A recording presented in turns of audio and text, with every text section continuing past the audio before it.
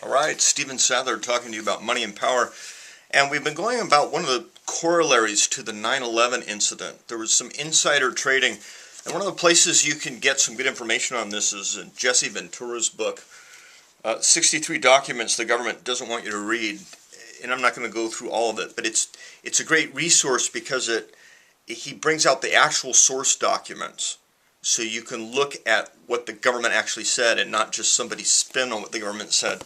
But one of the areas that I think it's most important people understand, and I'll just refer to some of my notes here, is that immediately after the 9/11 event, the FBI set up an insider trading sting. They saw that, hey, there's something funny going on in the stock market. People seem to have known what was going to happen because the companies that were most affected by this incident, there were people that profited greatly by seeming to know something was going to happen to these companies like United Airlines and Securitech and other companies.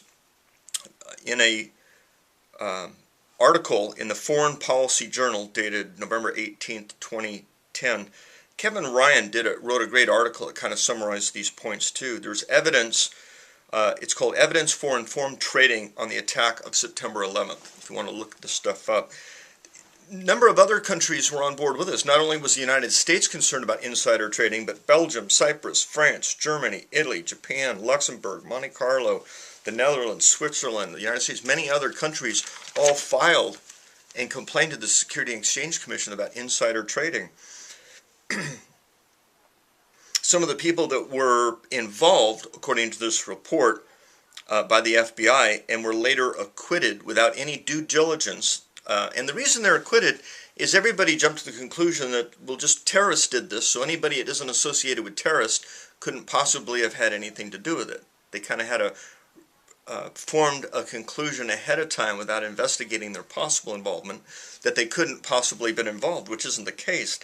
Some of these people, the FBI says, had links to Al-Qaeda, and others had links to U.S. intelligence. One of the companies that made some of these suspicious trades, and there were unnamed customers within the Deutsche Bank Alex Brown. So Deutsche Bank, the German bank, bought Alex Brown, which is associated with Brown Brothers Harriman. So if you go back to one of the largest merchant bankers in Great Britain, manages the royal money, that was Brown Brothers. They merged with Harriman, which the Bush family and the Walker family both had ties with. Harriman's banking consortium merged with Brown Brothers, and now they're merged with the Deutsche Bank. So there's also a correlation with the Carlyle Group and Brown Brothers Harriman. So all these companies that are in question all have relationships with the Bush family, interestingly enough. Alex Brown, the company purchased by Deutsche Bank, often known as DBAB, was managed by a guy named A.B. or Buzzy Korngard, who left the firm in 1998 to join the CIA. So you see, and he became the third man in the CIA by 9/11.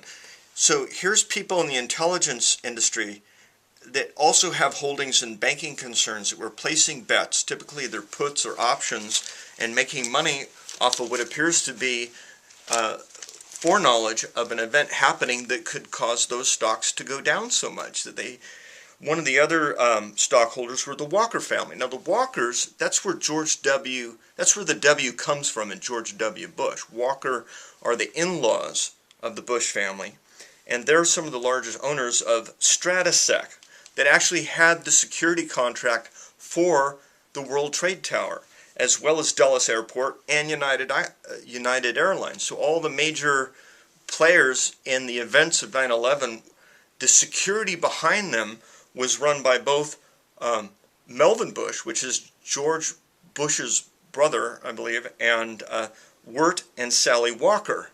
And Wirt Walker's dad was in the CIA. So again, we see a CIA connection. Again, we see a connection with the Bushes. And again, we see that they made trades that more than doubled.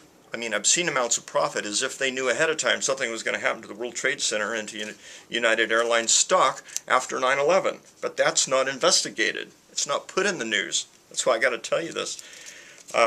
Owners of Stratesec related their business. They doubled their money. They doubled it. We need to think about that.